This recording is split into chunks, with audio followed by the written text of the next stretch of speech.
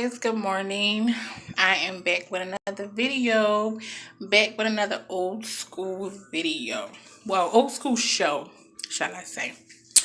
The Montel show. Now, I know a lot of you guys remember this show. If you don't, let's get into the video and check it out. Hopefully you guys enjoy.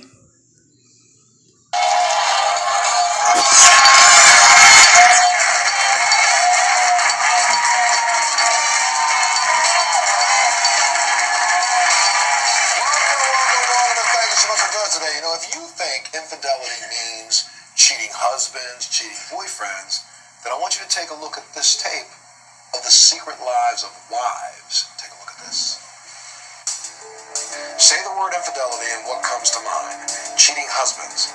Well, not anymore. Infidelity is a new and growing phenomenon among married women. Today, more and more women are straying from their husbands with no apology. They are demanding their needs be met, no matter what the cost. And today, women have more opportunity. At the workplace, online, or at the gym, married women are meeting outside their marriage.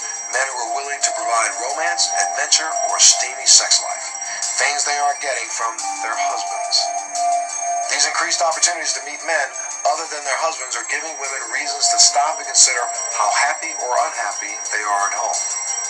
Today, the secret lives of wives.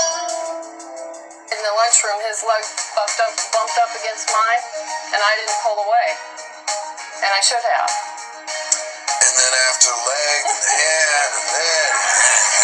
Well, the way I tell it is we had lunch, and then we had dinner, and then we had dessert. Infidelity doesn't always wind up breaking up a marriage or destroying a relationship. In some cases, and especially now, there are articles written every other week about this. It seems that women seem to think that infidelity can help strengthen their relationship. Please welcome Nancy and her husband, Ron, to the show.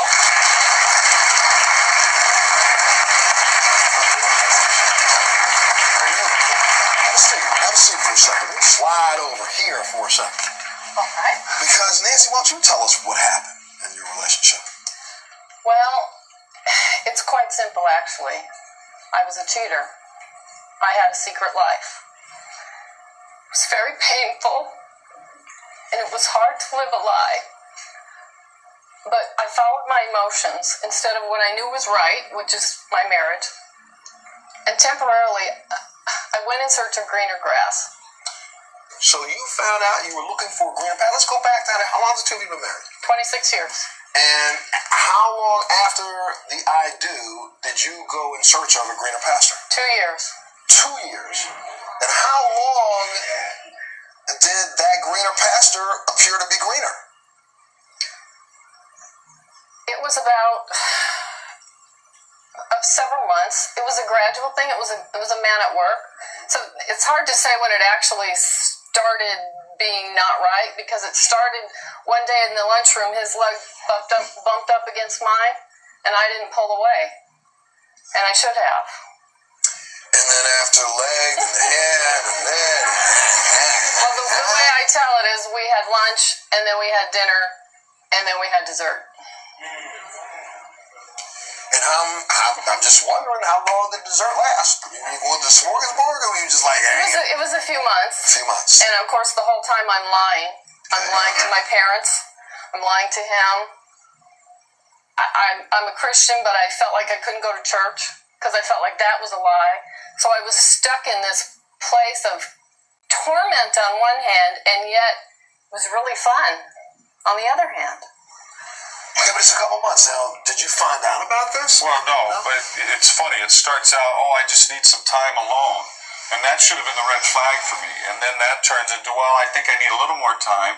And then it turns out, I think I want to get a separation. Then it turns out I want a divorce. And I'm crying, I can't sleep, I can't work. And those were the good days. It was just horrible, just torturous to think. How long did this go on? Oh, this was going for weeks. Weeks. So, okay, let me get this straight. You're married for 2 years. The infidelity lasts for 3-4 months. How long after the infidelity stops, or did you find out as it was happening? No, I did. There were friends that kind of said, they talked to her. She was emotionally detached from me. Yeah. It was like we'd never met. and there was a wall there. It was like I was talking to a stranger when we ever talked. And friends would say, especially girlfriends of hers that were married, would say, you know, I think she might be seeing somebody because she has no more emotional connection with you. But I killed denied that. And of course she denied it. And I was a horrible husband. I would call her bad names. I would argue with her until I won the argument.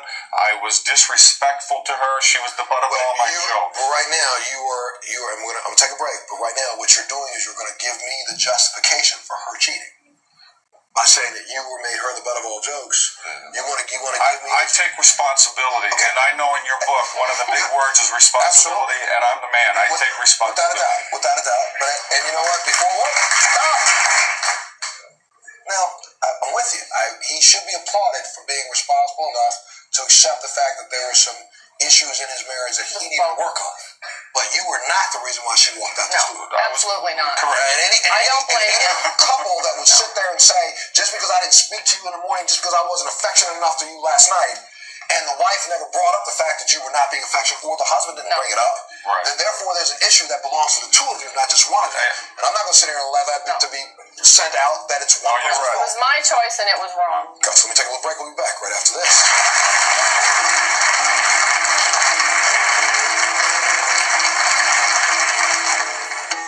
It was a dual responsibility. It wasn't just her fault. It wasn't just my fault. I was a jerk of a husband, and she was a jerk of a wife. Nobody told us how to do it right.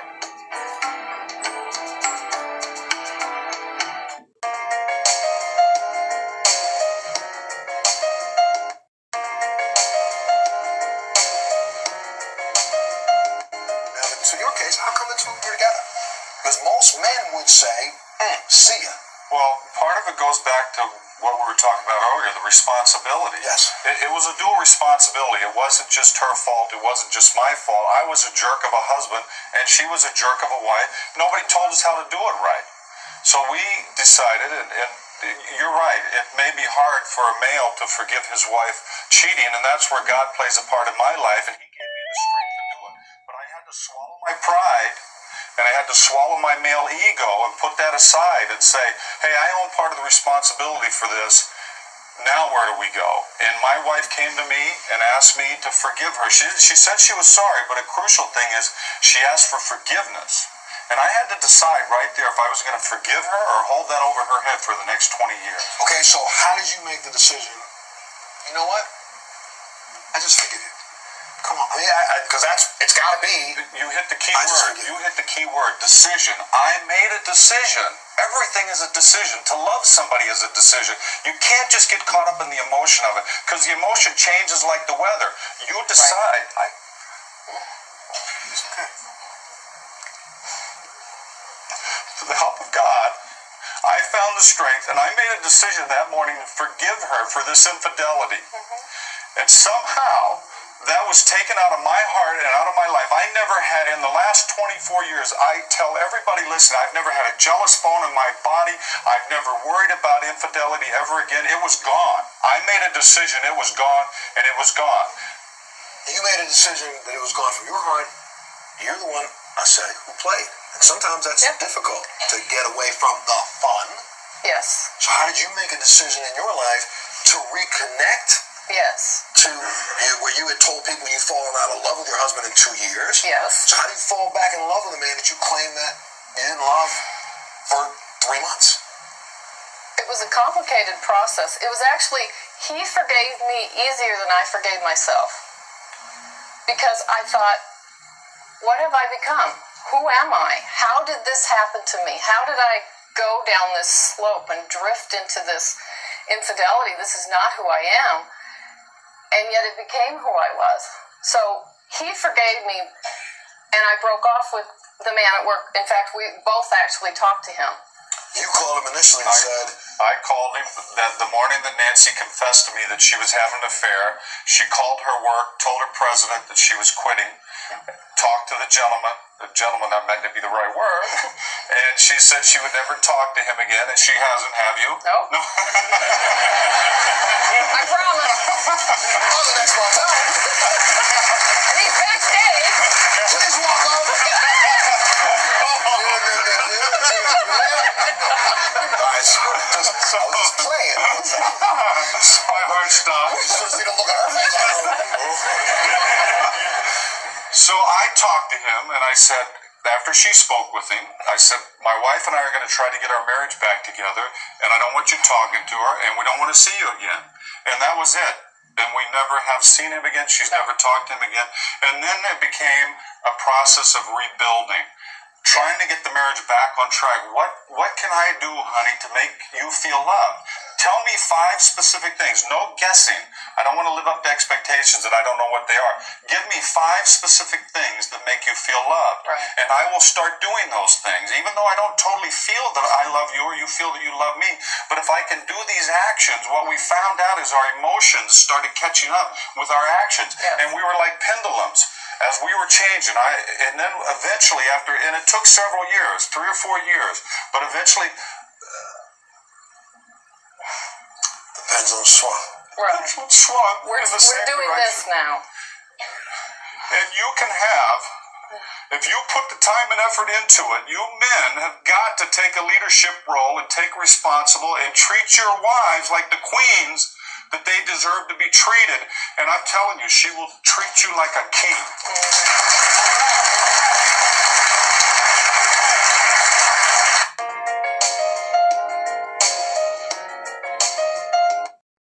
Wow, yes, sir. Montel, one of the key things is husbands have to make an effort to understand your wives.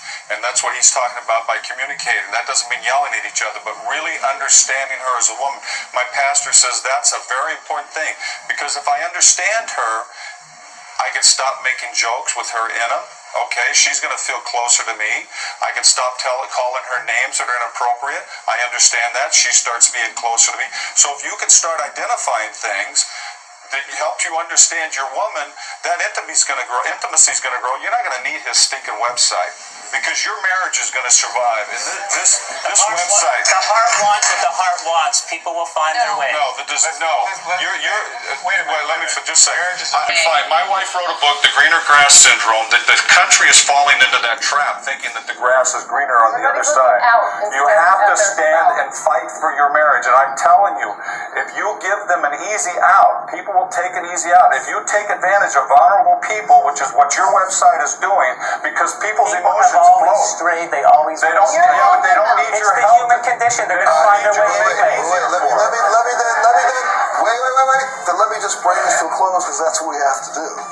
And just say this. I think we can all understand the analogy that was set up earlier.